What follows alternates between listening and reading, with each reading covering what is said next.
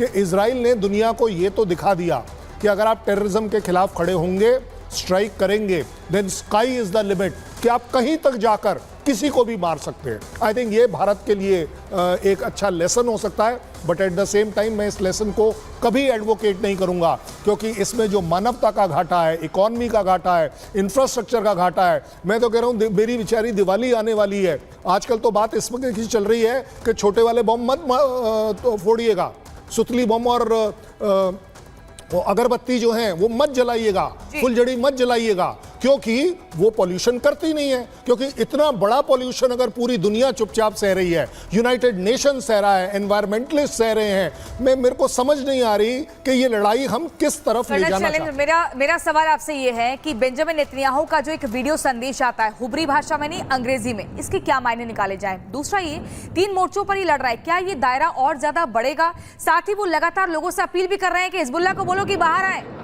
I think Netanyahu has run a good strategic propaganda and information warfare. उन्होंने एक अंग्रेजी में डालकर, सबसे बड़ी ये बात तो ये हो गई कि ये सबको समझ आता है। जहां तक बात आ रही है लेबनान की, मुझे लगता है कि लेबनान वासियों के अंदर एक ये फीलिंग डाली जा रही है, हिजबुल्लाह आपका कैसे पार्ट है, आप अपने इलाके में किसी एक टेररिस्ट ऑर्गेनाइजेशन को कैसे रहने दे सकते हैं, क्यों नहीं उसके खिलाफ जाते। साथ ही साथ ईरान में भी अब आप देख रहे हैं कि उनका वो जो पहले वाला जो प्रिंस है, उसने तक स्टेटमेंट दे दी कि as far as we are concern Iran is under dictatorship. Overall अगर आप देखें, इस तरह के जो स्टेटमेंट्स हैं वो लोगों को जगाते हैं, वो लोगों के अंदर एक नया डाउट पैदा करते हैं कि क्या खमैनी हमारे लिए अच्छा है, और अगर अच्छा है तो उसने हमारे देश के लिए क्या अच्छा किया। अगर कल आप देख रहे हैं कि नेतन्याहू जो कर रहे हैं वो यही कर रहे हैं कि एक तरफ स्ट्राइक, दूसरी तरफ इंटरनल अनरेस्ट इन पब्लिक, कि ईरान वासियों आपके लिए बिल्कुल बेनिफिशियल नहीं है। और इसी वजह से शायद सवाल खड़े हो रहे हैं यहाँ पर कि जिस तरीके से अब स्थिति बन रही है, चाहे हम बात करें गाजा की, तो देखिए बता रहे हैं दर्शकों को कि अहमद यासीन हमास जो था संस्थापक हमास का, उसको मार दिया गया कब? मार्च 2004 में। इसी के साथ साथ देखिए जो गाजा है अब उसकी तरफ लेबनान भी आगे बढ़ रहा है, लेकिन जो तस्वीर निकल के सामने है वो क्या आई, वो देखिए शैलेंद्र, मैं सवाल पूछ भी रही हूँ आपसे, ये भी सवाल पूछ रही हूँ मैं कि जिस तरीके से अब देखिए 4 फ्रंट्स पे इजराइल वॉर लड़ रहा है, लेकिन वॉर लड़ने के साथ साथ अटैक उस पर भी तो हो रहे हैं। तो ईरान पर डायरेक्टली अटैक करने के बजाय अगर इजराइल की ये रणनीति है कि पहले कमजोर करें हम उनको, तो ये युद्ध और लंबा खींचेगा, कितना लंबा खींचेगा? और ये अगर आप ईरान वाले लड़ाई को इंक्लूड करना चाहते हैं तो मैं कहता हूं ये लड़ाई चलती रहेगी। इसी तरह अगर आपको याद रहेगा, रूस और यूक्रेन में भी बोला गया था कुछ महीने ऑपरेशन ये और वो, लेकिन जब इस तरह की लड़ाई होती है, इसका एंड अपने आप में जब तक डिसाइड नहीं होगा, जब तक के मिडिल ईस्ट के countries, south Asian countries, United nation, US बैठकर डिसाइड नहीं करेंगे कि हमें इसे रोकना है। और मैं तो कहता हूं ईरान और जो मिडिल ईस्ट कंट्री है, एक सिंगल एक्शन के ऊपर यह लड़ाई रुक सकती है। होस्टेजेस को छोड़ दीजिए, बात खत्म हो जाएगी।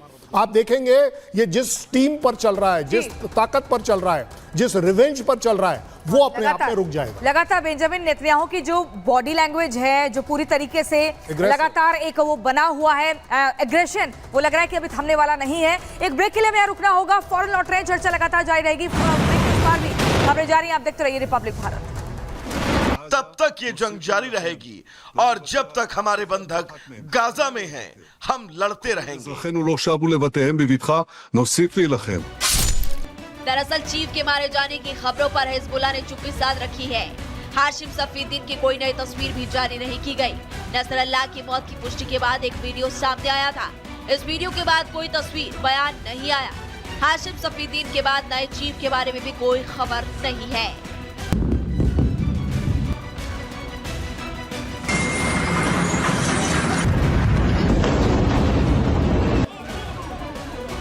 इजराइल का दावा है कि हिजबुल्लाह इस समय एक ऐसा संगठन है जिसका कोई चीफ नहीं है। दूसरी तरफ इजरायली दावों पर हिजबुल्लाह की चुप्पी कई सवाल खड़े कर रही है। माना जा रहा है कि हिजबुल्लाह के खिलाफ हिजबुल्लाह के चीफ को जिस तरह से इजराइल निशाना बना रहा है, उससे हिजबुल्लाह के अंदर डर का माहौल है, क्योंकि नए चीफ के नाम के खुलासे के बाद एक बार फिर वही शख्स इजराइल के निशाने पर आ जाता है। Bureau report, Republic Bharat. तो जिस तरीके से इजराइल की ओर से ताबड़तोड़ हमले किए जा रहे हैं, तमाम सवाल खड़े हो रहे हैं। इसी पे करेंगे बड़ी चर्चा। हमारे साथ जुड़ रहे हैं हमारे खास मेहमान कर्नल शैलेंद्र। कर्नल शैलेंद्र, सवाल ये भी है यहाँ पे खड़ा हो रहा है कि देखिए जिस तरीके से जो हमले दिखा भी रहे हैं ग्राफिक्स के जरिए कि कहाँ पे इजराइल की ओर से हमले किए जा रहे हैं, तो हम जो आशंका कर रहे थे, सोच रहे थे कि ईरान पे हमला किया जाएगा, वो करने की बजाय इजराइल की ओर से जो स्लो ऑपरेशन है वो यहाँ पे चल रहा है और खास तौर पे उस जगह पे हमला किया गया जहाँ पे दूतावास है ईरान का। जय हिंद, नमस्कार। देखिए, अगर आप ओवरऑल एक साल में इवैल्यूएट करेंगे तो गाज़ा से पहले कंसंट्रेटेड अटैक होते थे सिर्फ गाज़ा में, अब आप देख रहे हैं वो बढ़ते चले जा रहे हैं। मैं तो जानना ये चाहूँगा कि एक साल में क्या तो इजराइल ने अचीव किया, उल्टा हम देख रहे हैं कि लड़ाई का जो दायरा है वो बढ़ता चला जा रहा है। अभी थोड़े दिन पहले तक शायद हम लिमिट हो रहे थे कि ईरान के साथ होगा, लेकिन अब आप देख रहे हैं कि दूसरी जगह सीरिया में भी अब स्टार्ट हो गया। जहाँ तक बात है हिजबुल्लाह की, देखिए हिजबुल्लाह के अगर 2000 काडर को मार भी दिया गया है, 80,000 का काडर वो अपने आप क्लेम करते हैं। अचीव क्या हो रहा है?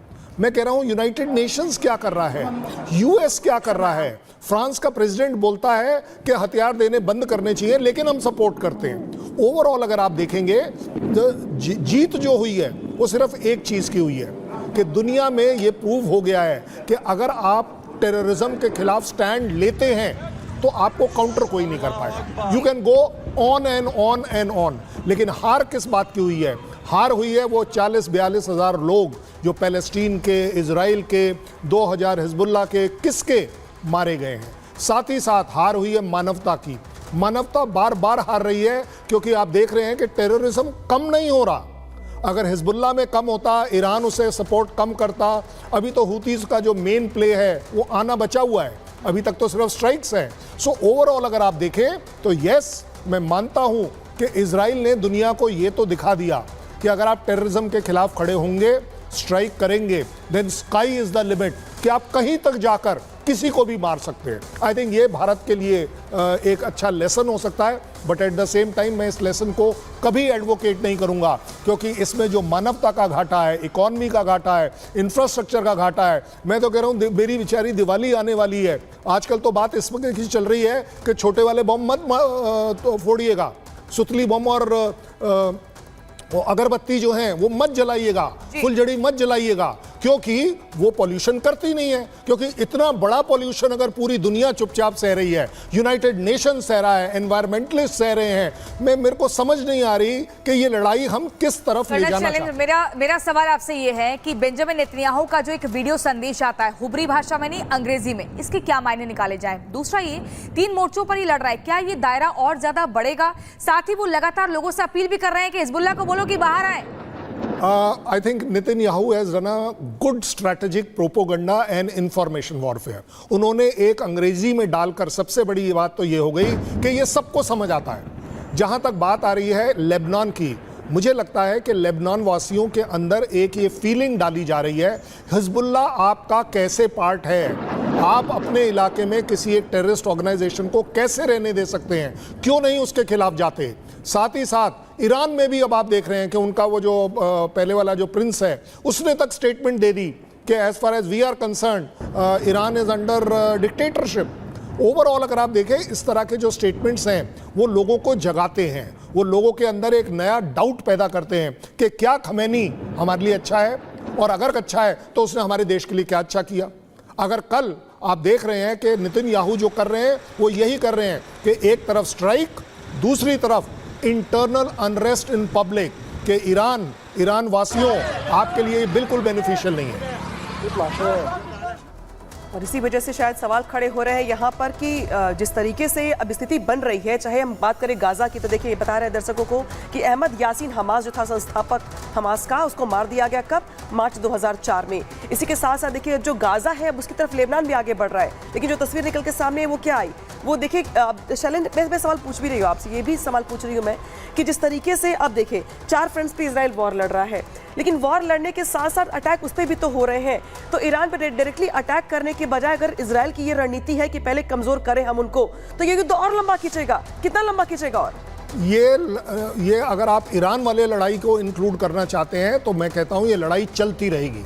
इसी तरह अगर आपको याद रहेगा, रूस और यूक्रेन में भी बोला गया था कुछ महीने ऑपरेशन ये और वो, लेकिन जब इस तरह की लड़ाई होती है इसका एंड अपने आप में जब तक डिसाइड नहीं होगा, जब तक के मिडिल ईस्ट के countries, south Asian countries, United nation, US बैठकर डिसाइड नहीं करेंगे कि हमें इसे रोकना है। और मैं तो कहता हूं ईरान और जो मिडिल ईस्ट कंट्री है, एक सिंगल एक्शन के ऊपर यह लड़ाई रुक सकती है। होस्टेजेस को छोड़ दीजिए, बात खत्म हो जाएगी। आप देखेंगे ये जिस टीम पर चल रहा है, जिस ताकत पर चल रहा है, जिस रिवेंज पर चल रहा है, वो अपने आप में रुक जाएगा। लगातार बेंजामिन नेतन्याहू की जो बॉडी लैंग्वेज है, जो पूरी तरीके से लगातार एक वो बना हुआ है एग्रेशन, वो लग रहा है कि अभी थमने वाला नहीं है। एक ब्रेक के लिए हमें रुकना होगा, फौरन लौट रहे हैं, चर्चा लगातार जारी रहेगी। ब्रेक के बाद भी खबरें जारी हैं, आप देखते रहिए रिपब्लिक भारत।